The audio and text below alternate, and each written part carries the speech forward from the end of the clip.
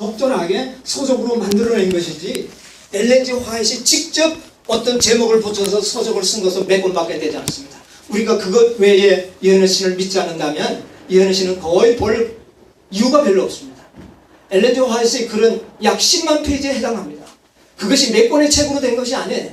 그것은 서신이든 원고이든 어떤 것이든 그것이 영감적이고, 우리는 이 어떤 예언의 신 자체를 문자에 영감이 있는 것이 아닙니다. 사람을 영감입니다. 사람을 감동하신 것이에요. 그러므로 선지자에게 감동하셔서 선지자의 입에서 나오는 모든 말씀은 다 영감의 말씀으로 받는 것이 바로 우리의 이 성경을 영감으로 믿는 이유가 되는 것이에요. 성경도 마찬가지입니다. 이 선지자들을 감동하신 것이지 문자에 감동한 것이 아닙니다. 그래서 선지자가 감동을 입고 그의 생애를 통해서 나타나는 경험이든 편지든 어떤 글이든 그것은 하나님의 말씀으로 받아들이는 것입니다.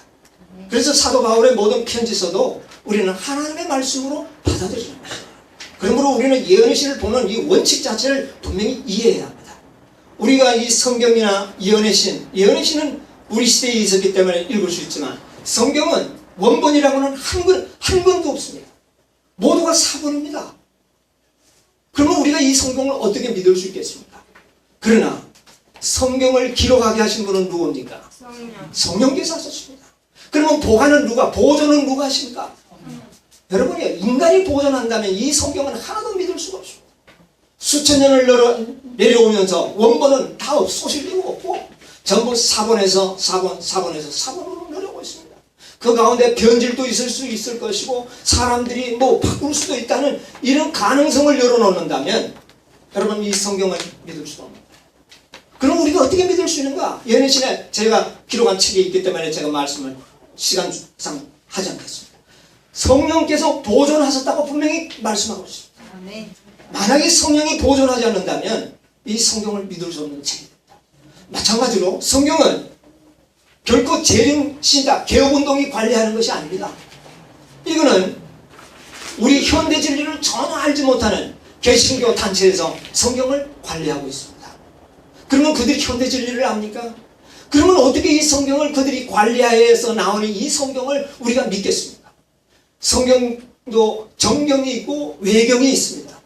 정경과 외경을 가려낸 분들이 누굽니까? 하나님이 천사가 이거는 정경이다 이렇게 한 건 아닙니다. 우리 진리를 알지 못하는 그 학자들이 그것을 구분한 것이에요. 그러면 그들이 인간이 했다면 우리가 믿을 수 없습니다. 그러나 그 사람들에게 누가 역사하신 것을 우리는 믿어야 합니다. 성령께서 성령이 그들을 감독하지 않았다면 이 성경을 믿을 수가 없는 거예요. 외경도 많이 있습니다. 마찬가지로 엘렌지 화이트 유산관리위원회에서는 비록 그들이 이 개혁운동의 높은 표정과 진리를 알지 못하는지 모르지만 그들이 이 예언의 신을 관리하는 일에 있어서는 원칙과 기준을 가지고 함께합니다. 그러면 그들에게 성령이 함께한다는 보증이 없다면 여러분 예언의 신을 어떻게 믿겠습니까? 그러므로 이 예언의 신을 어떤 것을 편찬해서 책으로 표현하기까지는 성령이 개입하셨다는 것을 믿어야 하는 것입니다. 여러분 재림신자의 가정은 1953년도에 출간된 걸로 제가 기억을 하고 있는데 이 책은 너무나도 내용이 충실하고 아름다운 책이기 때문에 전 세계적으로 수십만 번 이것은 문서전도에 가장 잘 팔리는 책 중에 하나였습니다. 우리 한국에서도 1960년대 이것이 번역이 되어 나와서 저도 문서전도를 해봤지만 이 책은 많은 문서전도인들에게 전국에 믿지 않는 사람들에게까지 이 말씀이 전파되었습니다. 이런 전파된 말씀 속에 과연 이 말씀이 오류요 그 말씀이 우리 교회 원칙에 의해서 징계를 받고 출교를 당할 그런 오류의 말씀이라면 여러분이요 이것은 대단히 놀라운 것입니다. 엘렌지 화이트는 선지자로서 자격이 없는 것이고 또 예언의 신을 믿을 수 있는 근거가 없어지는 것입니다. 그런데도 불구하고 우리는 이것을 하나의 그 무엇을 반박하기 위해서 예언의 신 자체를 근본적인 불신력을 갖도록 만드는 이런 일이 허용해서는 안 되는 것입니다. 그래서 여기서 보면 이제 제가 이것을 다 설명하자면 시간이 길기 때문에 제가 드리지 않고 재림신도의 가정에 기록된 것은 바로 이 두 번째 페이지에 보면 이런 말씀이 기록되어 있습니다. 밑에서 3분의 1쯤 보면 대희 형제여 하는 데서부터 한번 읽어보겠습니다. 대형제요, 다시금 나는 몬테리 교회가 성경을 올바른 관점에서 보지 않았음을 보았다. 여러분, 이게 다 보았다는 말은 계시 중에 보았던 사실을 지금 말씀하고 있는 겁니다. 보았다. 여인이 국가의 법에 의하여 남편과 법적으로 이혼했을지는 모르나 더 높은 법에 의해서는 하나님이 보시기에 아직 이혼한 것이 아니다. 오직 한 가지 죄, 곧 간음만이 남편과 아내를 하나님이 보실 때 결혼 서약으로부터 자유로워질 수 있는 위치에 놓는 것이다. 서약에서 풀려나는 것으로 이야기하는 것이다. 국가의 법이 이혼을 허락할지라도 성경의 빛과 하나님의 법에 따라서는 여전히 부부인 것이다. 그러니까 간음이라는 어떤 이런 일이 있기 전까지는 어떤 이혼도 되지 않는다는 것이 하나님의 말씀이고 선지자의 주관적인 견해인 것입니다. 그 다음에 나는 존슨 자매가 아직 다른 남자와 빅터가 아닌 다른 남자와 결혼할 권리가 없음을 보았다. 계십니다, 이것도. 왜냐하면 화이트 부인은 미시간에 있었고 이 빅터는 다른 곳에 있었기 때문에 사실은 이 빅터 부인에 대해서 상세한 내용을 잘 몰랐습니다. 보았다. 그러나 만약 그녀나 혹은 다른 어떤 여인이라도 남편이 간음한 것이 사유가 되어, 여러분 분명히 여기 이야기를 하고 있습니다. 뭐가 사유입니까? 간음입니다. 음행한 경우 사유가 되어 법적으로, 이거는 이제 국가법입니다. 법적으로 이혼을 하게 된다면 하나님의 그 사유는 뭡니까? 오직 뭐밖에 없습니까? 간음. 네. 이것이 세상 법으로도 인정되었기 때문에 세상 법에도 이혼을 하게 된다면 그녀가 선택하는 사람과 결혼할 수 있을 것이다. 여러분, 이것은 빅터 존슨에게 한 말이 아니고 원칙을 이야기한 것입니다. 네, 이것은 누구든지입니다. 그 여인이든지 누구든지 이런 사유가, 간음의 사유가 발생한다면 결혼하여도 무방하다. 이렇게 재림신당의 가정은 기록되어 있습니다. 그 다음에 여기 보면 그 다음에 문제가 있습니다. 존슨 자매는 다시 결혼할 수 없음을 보았다. 그랬습니다. 근데 이게 이제 아까 설명 가운데 사람들이 헷갈리는 문제입니다. 그러면 나중에 이 빅터 존슨은 남편과 이혼을 합니다. 그리고 엘버트도 본래는 부인이 있어서는 나중에 그 아내가 죽습니다. 그러면 이들은 합법적으로 결혼할 수 있었습니다. 그런데도 왜 그러면 엘렌 G 화이트는 너는 다시 재혼할 수 없는 것을 왜 보았는가? 여기 보았다 그랬거든요. 계시 중에 보았는데 엘렌 G 화이트는 그 이유를 몰랐어요. 이걸 내가 좀 시간을 주기 위해서 설명을 드리는데, 엘버트 데이는 엘렌 G 화이트이 볼 때는 굉장히 그리스도인이요 신사적이었습니다. 아주 좋게 그 청년을 보아왔습니다. 그런데 계시 중에 보니까 그 청년이 좋은 사람이 아니었습니다. 이걸 계시 가운데 본 겁니다. 왜? 그는 이미 자기의 아내가 살아있었음에도 불구하고 다른 남자의 아내를 이미 사랑하고 있었습니다. 그리고 둘이 만나서 사랑의 대화를 나눈 것을 계시 가운데 다 보여준 것입니다. 하나님께서. 그래서 하나님께서는 엘버트 데이와 이 빅터에게 너희들은 결코 재혼할 수 없다. 왜? 너희들은 이미 정당한 그 관계가 아니었고 이미 간음죄를 너희들은 이미 짓고 있었다. 불법자들이다. 그 내용입니다. 그래서 그 뒤에 내용을 다 보면 엘버트 데이가 얼마나 불순한 사상과 행동을 했는지를 계시 가운데 기록한 것을 여기 쫙 나열을 했습니다. 이것이 내용입니다. 네.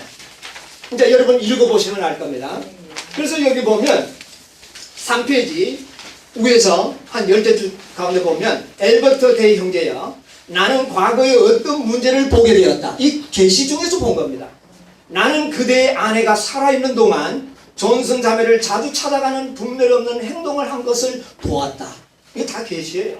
이것은 잘못된 것이었고 그것들이 그대의 아내로 하여금 남모를 슬픔과 고뇌에 차게끔 하였다.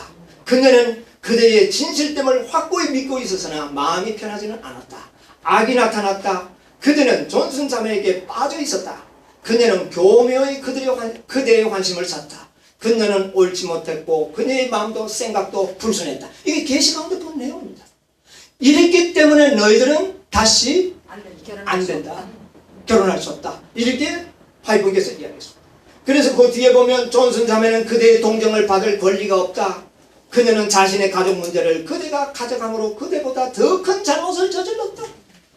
이 존슨 자매는 이미 자기 남편에게 정이 없었기 때문에 엘버트와 결혼하기 위해서 자기 남편을 범죄하도록 사실은 유도했습니다. 이런 사실이 계시 가운데 보여진 거예요. 그 다음에 또 보면, 또 밑에 단락에 보면, 그대가 미래의 번영과 영생의 유익을 생각한다면 이제는 각성해야 될 때이다. 지난 몇 달 동안 존슨 자매와 나누었던 대화는 하나님을 매우 불쾌하게 했으며 그대들 모두를 해쳤다. 이것이 그들의 진상들입니다. 또 그 다음에 보면 이런 말씀이 있어요. 얼마 동안 존슨 자매의 애정은 남편에게서 떠나 다른 남자에게 향했다. 엘버트 형제는 그녀가 자신의 아이들에게 좋은 어머니가 될 것이라 생각했다. 엘버트 대인은 자기 아내가 죽고 이 존슨 부인과 결혼하면 이 존 부인이 아주 나에게 좋은 아내가 될 것이라고 생각했지만 화이트 부인이 계시 가운데 보니까 존슨 부인은 그런 분이 아니었다는 것입니다. 그것을 이야기하고 있어요. 여기서 그런 문제를 쭉 이야기하면서 자, 4페이지에 넘어갑니다. 4페이지 그 위에서 첫 번째 단락. 엘버트 형제여, 그대는 그대의 형제들을 불쾌하게 하였다. 이것은 하늘이 보시기에 죄였다. 네, 이들은 이미 죄를 짓고 있었습니다. 죄였다. 그 다음에 이제 보면 이렇게 써요. 그들은 하나님의 사업을 위하여 열심이었다. 그대는 그들의 두려움을 일축시켰다. 그대의 판단은 왜곡되었고 그들은 그대 때문에 고통을 당해야 한다. 엘버트 형제여, 나는 그대가 경솔하였고 빅터가 알아차리고 그 일로 인하여 그의 마음에 슬픈 그림자가 드리운 것을 보았다. 이건 뭐냐면은 엘버트 형제가 이 빅터 부인과 계속 사랑의 교제를 나누니까 빅터가 이것을 알았어요. 알고는 얼마나 그 마음에 그냥 더 술을 들어마시는 거죠. 왜? 자기 아내가 이미 다른 남자와 뭐를 하니까요. 사랑을 교제를 나누고 있었기 때문에 빅터를 하여금 더 범죄하도록 만들었다는 겁니다. 이 내용이 계시 가운데 다 보여진 거예요. 그러시면서 하는 말이 이런 말을 했습니다. 엘버트 형제여, 나는 교회와 말하기를 좋아하는 자들로부터 그들을 보호하기 위하여 노력해왔다. 그들을 보호하기 위한 나의 노력이 도를 지나치지 않기를 바란다. 이건 뭐냐면은 엘렌 화이트는 엘버트를 굉장히 좋은 사람으로 알았어요. 그래서 계속 엘버트 형제를 두둔하는 말을 했습니다. 예. 그러나 계시 가운데는 그게 아니었어요. 나는 내가 정말 그랬을까봐 두렵다.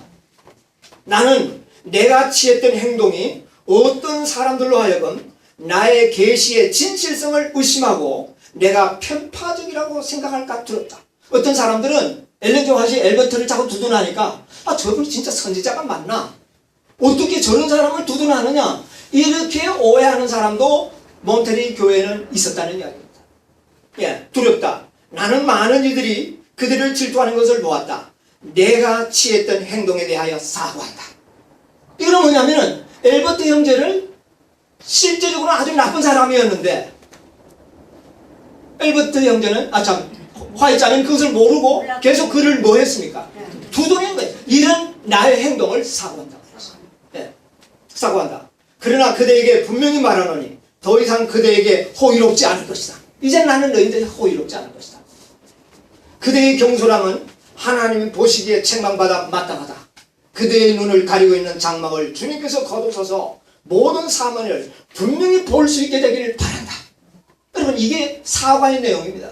이것은 엘렌 화이트이 그 앞에 이야기했던 너나 어떤 여인이라도 남편이 간음을 행하고 그로 인하여 세상 법정에 이혼이 된다면 다른 여인과 결혼해도 무방하다는 여기에 대한 사과가 아니라는 겁니다. 엘버트 형제를 잘못 알고 도와줬던 자신의 행동에 대한 사과를 여기서 한 거예요. 네? 그러므로 이 편지 내용을 제가 요 정도만 제가 이야기하고 요것은 끝내고 다른 문제를 좀 말씀드려야 되겠습니다. 그래서 여기서 있는 모든 것은 다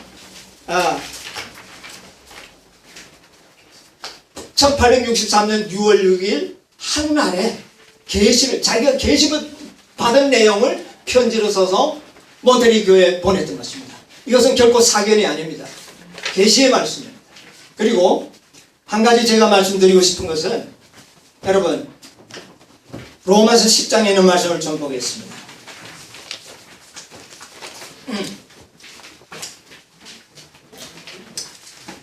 10장 1절로 붙어있는 말씀을 제가 보겠습니다. 형제들아, 내 마음에 원하는 바와 하나님이 저희로 구하는 바는 이스라엘을 위함이니 곧 저희로 구원을 얻게 하려 함이라. 내가 증거하노니 저희가 하나님께 열심히 있으나 지식을 쫓은 것이 아니라 하나님의 의를 모르고 자기의 의를 세우려고 힘써 하나님의 의를 복종치 아니하였느니라. 여러분, 이 말씀을 잘 기억하십시오. 믿음으로 말미암는 의는 그 의는 하나님의 의입니다. 다시 말하면 하나님의 품성이라는 말입니다. 우리가 하나님을 알지 못함으로 내 백성이 지식이 없으므로 망한다고 그랬습니다. 우리는 하나님을 아는 지식이 필요합니다. 그러면 하나님의 지식은 뭐냐? 하나님의 품성을 아는 것이에요. 그런데 너희는 저희가 열심은 있으나 지식이 없으니 하나님의 품성은 모르고 너희 의를 자랑하는도다. 자기 의를 한다는 거예요. 여러분, 하나님의 의가 무엇입니까? 하나님의 의가 나타나는 것은 하나님의 율법입니다. 하나님의 율법에 하나님의 품성이 나타나 있어요. 그러므로 우리는 하나님의 율법, 오늘 우리 교회의 법은 하나님의 율법 속에서 나와야 합니다. 왜?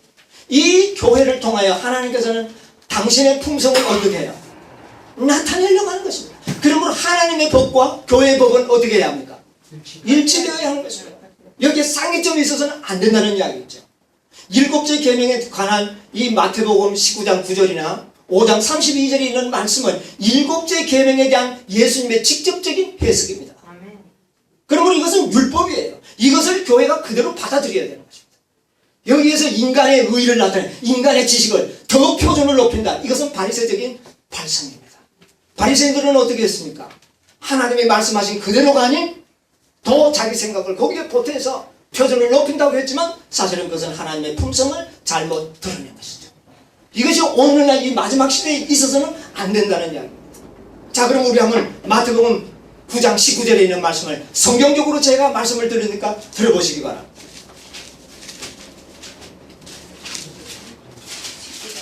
(19장 9절에) 있는 말씀. 자, 19장 9절을 읽기 전에 제가 3절부터 읽도록 하겠습니다. 같이 여러분 성경표서 읽으시기 바랍니다. 바리새인들이 예수께 나와 그를 시험하여 가로되 사람이 아무 연고를 물론하고 그 아내를 내어버리는 것이 옳으니까? 이런 질문을 하셨습니다. 그건 누가 한 겁니까? 바리새인들이 예수님에게 한 질문입니다. 그런데 여기에 아무 연고라고 하는 이 아무라는 이 단어는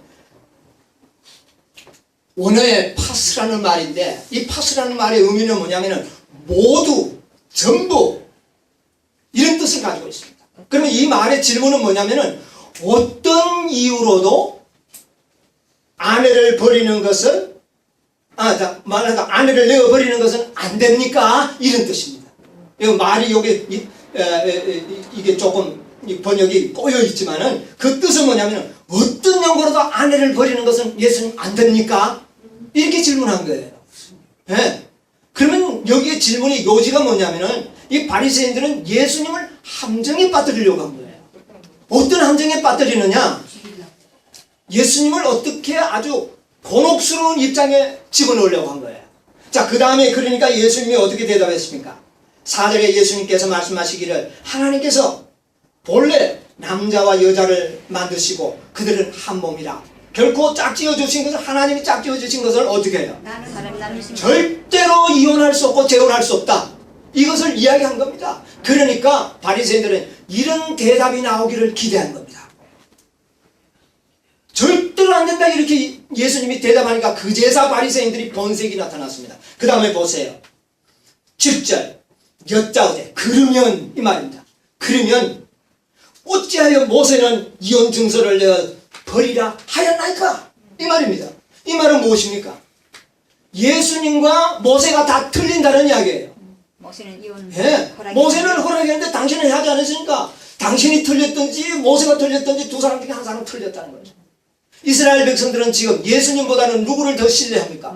모세를 더 신뢰하고 있는 형편이었습니다. 그러므로 모세는 이렇게 했는데 네가 안 된다고 해서 너는 틀렸다는 이거였죠. 이것이 바로 함정이었습니다. 그것은 왜 그렇게 이야기했느냐면은 마태복음 5장 32절의 산상설교 가운데 이미 예수님께서 이혼과 재혼에 관한 말씀을 하셨는데 그것이 바리새인들에게 걸린 거예요. 왜? 자기들이 믿고 있던 것과는 다른 이야기를 했기 때문이었습니다. 왜냐? 그들은 모세의 말을 믿고 뭐만 주면? 이혼 증서. 이혼 증서만 주면 이혼과 재혼이 가능했는데 예수님은 안 된다고 했기 때문에 이걸 한번 함정에 빠뜨리자. 이렇게 해서 그 질문을 한 것입니다. 아니나 다를까 예수님께서는 안 된다고 했어요. 그러니까 그러면 어떻게 모세는 이렇게 했는데 이렇게 그래서 예수님을 아주 어렵게 만들려고 했어요. 그때 예수님께서 대답한 말씀입니다. 이제 잘 들어보세요.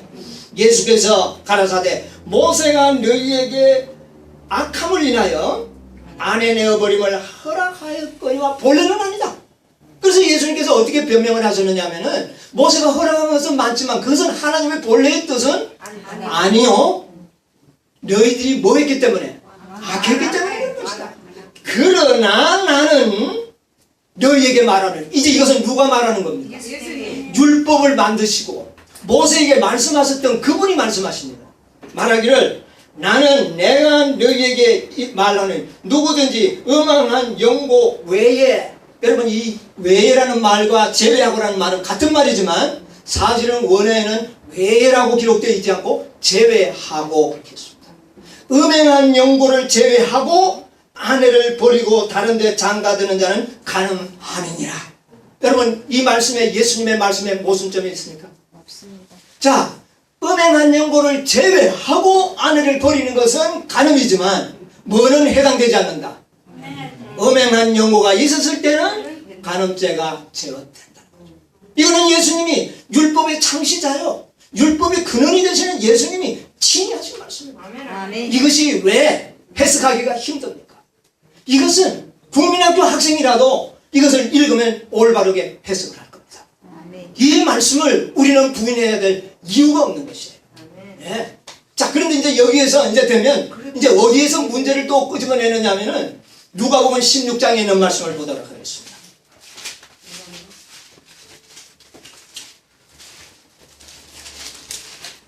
음. 16장 18절. 무릇 그 아내를 버리고 다른 데 장가가는 자는 여기는 음행한 영고를 누가는 빠뜨리고 있습니다. 네, 빠뜨리고 있습니다. 아내를 그러나 누가나 마태나 또 마가나 이 세 제자가 이 기록을 했는데 그들은 따로 들은 것이 아니라 한 자리에서 들었던 것을 마태는 이렇게 기록하고 누가는 이렇게 기록하고 마가는 이렇게 조금 자기가 생각하는 관점에서 기록한 겁니다. 그러므로 다 이거는 맞는 말이에요. 그런데 여기는 보면 누가는 음행한 영고는 별로 강조하지 않고 뭘만 강조했느냐 하면은 버리운 이에게 버리운 이에게 장가드는 이도 가늠합니다. 이제 요 말을 가지고 오해를 불러일으킨 겁니다. 왜? 무죄한 여인에게 장가를 갔는데 왜 간음이 되느냐? 그런데 여기서 자세히 보면 버리운 이에게 장가드는 자가 간음이지 여자가 간음했다고 말한 적이 없습니다. 예. 버리운 자에게 가는 남자가 뭐 하는 거예요? 간음입니다. 성경을 자세히 읽어야 합니다. 그러면 여인에게는 예수님께서는 이런 반구도 말한 적이 없습니다. 왜 그렇습니까? 예수님 당시나 구약시대에는 여인들은 미안하지만 남자의 무엇으로 취급이 되었습니까? 소유물로 취급이 되었습니다. 십계명에도 보면 너나 그 아내나 뭐 이렇게 할 때 아내는 집안에 뭡니까? 자기의 소유로 이야기하고 있습니다. 사실 가부장 제도에게는 아내는 어떤 자유의 의지의 권한이 없는 것으로 그렇게 살아왔던 것이 사실입니다. 그러므로 여기에는 여인은 남자가 보내면 팔면 팔려갈 수도 있는 그런 위치에 있었다는 겁니다. 그래서 예수님께서는 모세를 통하여 자 구약시대에는 여인은 아무 권리가 없었어요. 버리면 받습니다. 그런데 이혼 정서가 없이 버리움을 받으면 시집갈 수가 없었습니다. 만약 이혼 정서가 없이 다른 남자와 결혼을 한다면 그는 돌에 맞아 죽거나 불태워 죽어야 합니다. 여자들의 운명이 그랬습니다. 그래서 하나님께서는 모세를 통하여 그 여자를 버릴 때 그러면 너희는 뭐를 주라? 이혼 증서. 이혼 정서를 주라. 그는 이혼 정서를 가진 자는 재혼을 해도 죽지 않고 살 수가 있었어요. 이것은 하나님께서 여인들의 그 아주 비참한 형편을 보시고 최소한도의 인권을 보호해 주시고 자비를 베풀어 주시고 공의롭게 여인들에게 인권을 축복을 해 주신 하나의 기사입니다. 그러면 예수님이 오실 때 이때도 마찬가지입니다. 그런데 자, 한 남자가 아무 연고도 없이, 가늠한 연고도 없이 아내를 버렸을 때 다른 남자가 데리고 간다면 사실은 여자는 거부할 어떤 능력이 없는 것이죠. 그럼 이것은 뭐와 같으냐? 여인이 남자의 소유라고 한다면 좀 신뢰를 들면 이렇습니다. 자, 우리 집에 소가 한 마리 있습니다. 이 소가 내 마음에 들지 않아요. 시장에 팔러 갔습니다. 그런데 아무도 안 사면 이건 누구 겁니까? 네, 주인이 원주인 거죠. 이거 아무도 안 사가요. 그러면 어떻게 해야 됩니까? 내 거. 이거는 팔릴 때까지 누구 소유입니까? 이거는 내 소유인 것입니다. 확실하죠? 여인들도 마찬가지였습니다. 자, 내가 이제 이 여자를 이제 나는 아내로 생각 안 하고 이제 밥만 먹여주고 있는데 아무도 안 데려가요. 그러면 이 여인은 누구 겁니까? 내 거. 그는 평생 그 남자의 소유인 거예요. 이것이 구약에는 인정이 됐다는 겁니다. 예를 들면 이런 것이 있습니다. 어떤 한 처녀가 남자와 결혼을 했는데 첫날 밤을 자고 난 다음에 이 남편이 그 아내가 마음에 들지 않아요. 그래서 여인을 내보내기 위해서 그냥 보낼 수 없으니까 어떻게 했느냐면 이 여인은 내가 첫날 밤을 지내보니까 처녀가 아니더라. 이렇게 누명을 덮으시는. 그래서 그 여인을 보려고 할 때에 그 처녀의 친정 아버지가 이 처녀가 처녀였다는 증표를 가지고 성문에 가서 어떤 남자가 내 딸을 이렇게 욕보했습니다. 이거 되겠습니까? 판단해 주십시오. 이렇게 합니다. 그렇게 하면 그 성읍 장로들이 모여서 판단을 합니다. 이 처녀가 분명히 그런 악한 행실이 없었다는 증표를 보고 난 다음에는 그 남자에게 이 여자는 평생 동안 버리지 못할 아내로 법적으로 구속시킨 겁니다. 그러면 이 여인은 아무리 잘못을 해도 이 남자가 이 여인을 버릴 수 없도록 하나님께서 만들어 주셨어요. 이게 뭡니까? 이게 바로 하나님의 자비입니다. 그 다음에 또 이런 경우가 있습니다. 남자가 길에서 저 들판에서 한 처녀를 겁탈을 합니다. 그래서 이것이 나중에 이제 처녀가 몸을 더럽혔으니 갈 수는 없고 이런 경우에는 하나님께서는 그 처녀는 그 남자에게 평생 버리지 못할 아내로 만들어버립니다. 어떤 경우에도 못 버리도록 만들었어요. 그것이 성경에 기록되어 있습니다. 신명기 22장을 좀 보겠습니다.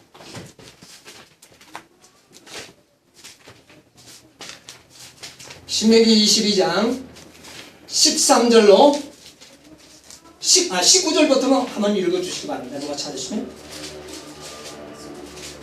이스라엘 처녀에게 누명 지음을 인하여 그에게서 은 100세겔을 벌금으로 받아 여자의 아내에게 주고 그 여자로 그 남자의 평생에 버리지 못할 아내가 되게 하려니와.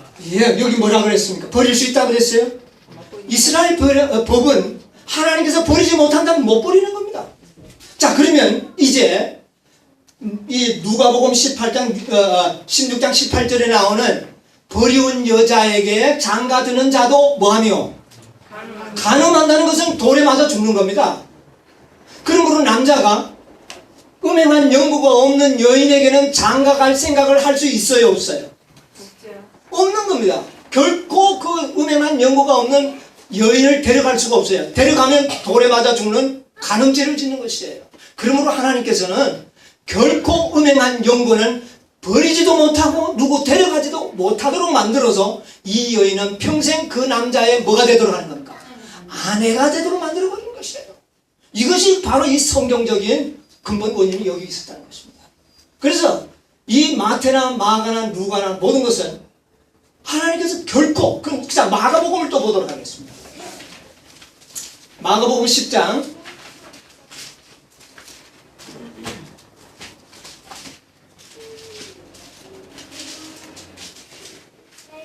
마가복음 10장에 보면 이런 말씀이 있습니다. 자, 10절을 보겠습니다. 그 위에는 아까 본 것과 거의 막 같은 이야기이기 때문에 제가 생략하고 10절. 집에서 제자들이 다시 이 일을 묻자온대. 자, 그러니까 여기서는 좀 상황이 소상하게 나왔죠. 아까는 어디에서 이야기했는데 처음에는 바리새인들에게 답변을 하고 나중에는 집에 돌아와서 누구에게만 이야기하는 겁니까? 제자. 이제 제자들에게만 이야기하는 장면이 나온다. 예. 그 제자들이 하는 장면을 보면 이랬을 때 누구든지 아내를 내어버리고 장가드는 자는 누구에게 간음하며? 저에게. 이 말이 또 이상하지 않습니까? 본처에게 간음하며. 자, 음행한 연고가 없는데 아내를 내어버리면 그때 당시에 유대인의 법으로서는 그 아내를 데려갈 수 있다고 말입니다. 그러면 아내는 원치 않지만 자기 남편이 아닌 다른 남자와 뭐를 해야 됩니까? 동침하게 되는 겁니다. 그러면 누가 죄를 짓도록 만든 거예요? 아내. 아내로 하여금 죄 짓도록 합니다. 이것은 더 큰 악이라는 것이에요. 자기가 죄를 짓는 것이 아니라 누구를 죄 짓게 만든 거예요? 원천. 네 아내에게 너는 죄를 짓도록 만드니까 이것은 그 죄가 더 위중함을 여기에 이야기하는 것이에요. 그러므로 그 다음에 말씀 뭐라고 그랬습니까? 또 아내가 남편을 버리고 다른 데로 시집가면 가늠함이요. 또 남자나 여자나 이제는 예수님께서 똑같은 자유의 뭐를 줬습니까? 의지를 주셨습니다. 그러므로 이제는 남자든 여자든 다 자유를 갖고 있기 때문에 음행한 연고 없이 버린다면 무슨 죄를 짓는 것이다. 이 말입니다. 이것이 바로 예수님의 세 제자가 기록한 말씀의 전부입니다. 이것은 내용이 어려운 것이 아닙니다. 웰트 형제 아까 이야기했는데 웰트 형제도 마찬가지입니다. 똑같은 말이에요. 절대로 그는 변함이 없습니다. 그리고 아까 뭐 생각하기 힘든다 뭐 한다 여러분 그거 가서 다 한번 읽어보십시오. 자세히 읽으시기 바랍니다. 읽으시면 거기에 나오는 모든 문제들은 음행한 연고의 제어 문제가 아닙니다. 아주 골치하고 복잡한 문제들을 화이트 부인에게 가져와서 이야기할 때 여러분 화이트 부인이라고 해서 점쟁이처럼 무조건 아는 게 아닙니다. 계시를 보여주기 전에는 화이트 부인도 상황을 제대로 파악할 수가 없는 분이었어요. 그러므로 자기가 전혀 모르는 사건을 그 사람 말만 듣고 판단할 수 있을까요? 없어요. 그렇기 때문에 판단할 수 없기 때문에 이런 일을 나에게 가져오지 말라고 했어요. 오히려 그것은 교회 지도자들에게 왜? 자기가 다니는 교회 지도자들이 가정제라는 것이 아니냐. 그들에게 호소해서 그들로 하여금 결정하게 하라. 이게 말씀의 요지입니다. 뭐 대총회 의탁에서 대총회가 결정하라 이런 말이 아닙니다. 대총회가 어떻게 합니까? 한국의 일을 대총회가 알 것 같습니까? 한국 사람 이야기해 주는 거 듣고 하는 것이죠. 그런 것이 아니라 엘렌지 화이트의 이야기는 그게 아닙니다. 많은 뭐 힘든다 어렵다 하는 이 모든 문제는 여러 가지 음행한 연고가 아닌 잡다한 문제입니다. 그런 문제도 엘렌지 화이트는 참 힘들었어요. 아까도 이야기했죠. 만날 남편이 구타를 하는 거 이거 어떻게 해야 합니까? 에? 이걸 내가 어떻게 해야 하겠냐? 내가 무슨 섣불리 말하면 그게 뭐가 되니까 법이 될 수도 있고 그렇기 때문에 이런 일을 나에게 가져오지 마. 이렇게 이야기한 것입니다. 그런데 마치 음행한 연고의 재혼과 일반적인 재혼을 믹스하지 말라는 것입니다. 이것을 구별하지 아니함으로 인하여 백성들에게 혼란이 오는 것이에요. 이것은 너무나도 확실한 거예요. 네, 그래서 저는 오늘 여러분들에게 분명히 이야기하면서 이것은 깊이 연구해서 깨닫는 문제가 아닙니다. 읽고 그대로 받아들이면 되는 것입니다. 왜냐하면 선지자가 해석을 했습니다. 왜 재혼을 해도 되느냐 설명을 했어요. 가능한 것이 사유가 되고 그로 인하여 법적인 문제로 다 해결되었다면 너는 다른 네가 원하는 남자와 결혼해도 무방하다. 여기 무슨 설명이 또 필요합니까? 이미 선지자가 설명했지 않습니까? 예수님의 말씀이 왜 어렵습니까? 음행한 연고를 제외하고 다른 데 장가가는 건 다 이거는 가능합니다. 이게 왜 어렵습니까? 어려운 게 아닙니다. 말씀 그대로 믿는 믿음이 부족하기 때문에 그렇습니다. 그동안 우리 재림교회 개혁운동 세계선교회가 만들어졌던 유종과 전통을 지키기 위해서 이것을 고의적으로 거부하고 있는 것입니다. 어떻게 이 말을 이해하지 못한단 말이에요. 예? 이것은 국민학교 3학년만 하더라도 이해할 수 있는 이 주제를 왜 석학들이 박사들이 왜 박사들이 이걸 모릅니까? 이것은 이해가 되지 않는 것입니다. 그러므로 저는 정말 이 문제가 저도 과거에 이 문제가 별로 중요한 것처럼 느껴지지가 않았어요. 그래서 저는 참아왔습니다. 그냥 묵인하고 저도 내려왔어요. 지금 내가 생각할 때 그때 참 제가 너무나 부족했다는 걸 지금 내가 정말 깨닫고 있습니다. 여러분이요 율법이라는 것은 하나님의 품성입니다. 여러분 우리가 하나님의 율법에 믿을 수 있는 것은 법의 생명은 무엇입니까? 법의 생명 공의로워야 합니다. 네. 어떻게 우리가 예를 들어 봅시다. 20대 초반에 두 남녀가 모여서 결혼을 했는데 한 남자가 그 아내를 버리고 다른 여자와 재혼해서 살아간다면 자 이 여인 무죄한 이 여인이 일평생 저 남자가 돌아올 때까지 기다리라. 이것이 하나님의 공의라고 봅니까? 여기에 공의로움이 있느냐고요. 이게 자비로운 일이냐는 말입니다. 그러면 이것은 무엇입니까? 하나님의 품성을 왜곡하는 것입니다.